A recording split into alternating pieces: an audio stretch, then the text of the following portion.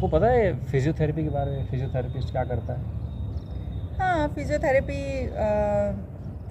Physical body जो भी alignment है या उसमें कहीं कोई पेन है, कोई डिस्टर्बेंस है, तो उसको ठीक करते हैं अपने कुछ टूल्स के साथ में और कुछ ना कुछ थेरेपीज़ देकर। सेंटर्स होते हैं हाँ, उनके। काफ़ी सेंटर्स हैं उनके। अब तो काफ़ी लोग जानते भी हैं। हाँ। तो आपको पता है कायरोप्रैक्टर क्या होता है? कायरोप्रैक्टर मैं तो जानती हूँ, पर मुझे लगता है कि काफ़ी अनकॉमन सा है। मतलब बहुत लोग शायद नहीं जानते होंगे कायरोप्रैक्टर के बारे में। कुछ आप नए बताओ। वर्ड्स हैं, राइट?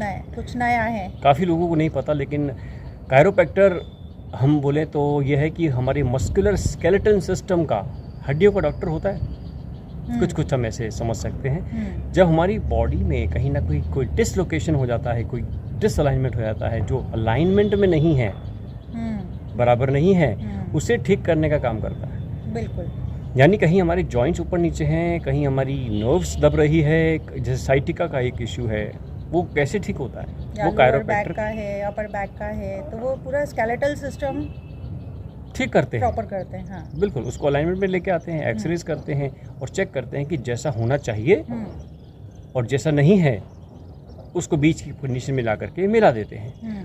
तो अगर वो चीज़ सही कंडीशन में है, सही पोजीशन में है, तो आपका इशू रिजॉल्व हो जाता है। तो कायरोप्रैक्टर जो भी काम करता है वो है आपकी बॉडी का अलाइनमेंट करना। जैसे एग्जांपल की अगर हम बात करें कि हम 4 व्हीलर चलाते हैं, 4 व्हीलर में जो 4 व्हील्स हैं, अगर उनमें कहीं ना कहीं अलाइनमेंट का इशू आ रहा है तो आपकी टायर्स जो हैं वो जल्दी घिस जाएंगे। आपकी जो व्हीकल है उसके अंदर ज़्यादा कंजम्पशन ऑफ पेट्रोल होगा, डीजल होगा, या जो भी आप यूज़ करते हैं वो ज़्यादा होगा और बैलेंसिंग भी सही नहीं होगी। तो आप क्या करोगे? उसको रीअलाइन करवाओगे, उसका अलाइनमेंट फिक्स कराओगे। एक मशीन आती है जो कि मैकेनिक्स यूज़ करते हैं, गैराजेस में यूज़ होती है, उसको फिक्स करने के बाद में वो अच्छा परफॉर्मेंस देती है। बिल्कुल। तो कायरोप्रैक्टर भी बहुत इम्पोर्टेंट रखता है हमारी लाइफ में, लेकिन आपको नहीं लगता कि वो इसके अलावा जो पूरी अंदर का जो इंजन है और बाकी सारा सिस्टम है उसको भी रिपेयरिंग की ज़रूरत पड़ती होगी, उसका भी अलाइनमेंट ज़रूरी होता होगा। इसी तरीके से एक इंसान के अंदर, एक ह्यूमन बॉडी के अंदर सिर्फ स्केलेटल सिस्टम या मस्कुलर सिस्टम तो नहीं होता, उसका बॉडी, माइंड एंड सोल, उसकी पूरी एनर्जी होती है। अगर एनर्जी अलाइन नहीं हो या एनर्जी डिस्टर्ब्ड हो तो क्या एक इंसान पूरी तरीके से हेल्दी हो सकता है? नहीं हो सकता, बिल्कुल नहीं हो सकता। अगर हम फिजिकली कहें कि हाँ हम एक चलते फिरते एक ह्यूमन है, एक इंडिविजुअल है, एक इंसान है, तो खाली फिजिकल बॉडी मैटर नहीं करती। देयर आर 3 एस्पेक्ट्स हैं, बॉडी, माइंड एंड सोल। अगर आप इन तीनों का इलाज नहीं करोगे और तीनों को अलाइन नहीं करोगे तो आपको एक परफेक्ट हेल्थ नहीं मिलेगी, आपको perfect mental status of mind नहीं मिलेगा। आपको परफेक्ट लाइफ को जीने का तरीका नहीं आएगा। आपको लाइफ में इश्यूज चलते रहेंगे, चाहे वो इमोशनल हो, मेंटल हो, फिजिकल हो, स्पिरिचुअल हो।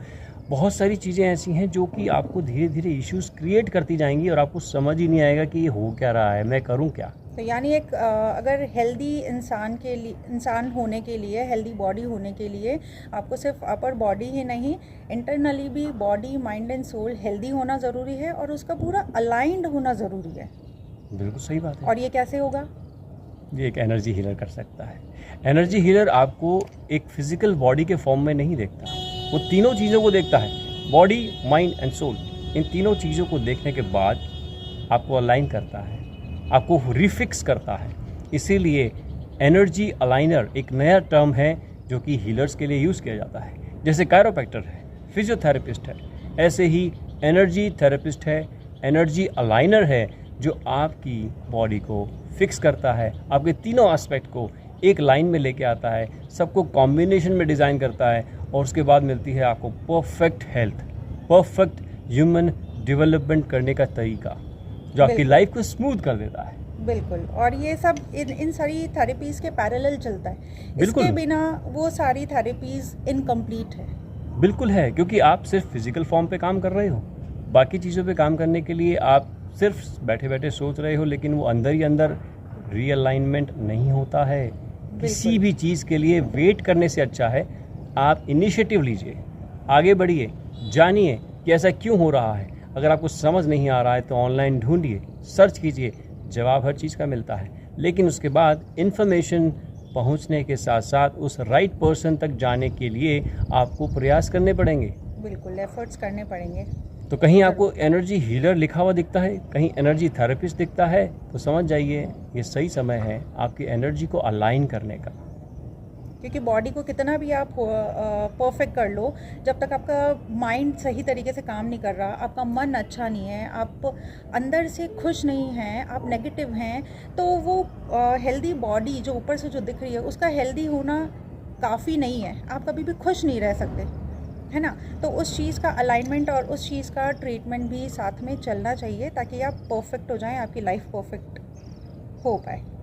तो याद रखिएगा, फिजिकल बॉडी एक डिस्प्ले है, जो अंदर चल रहा है बिल्कुल। वो बाहर दिखाता है।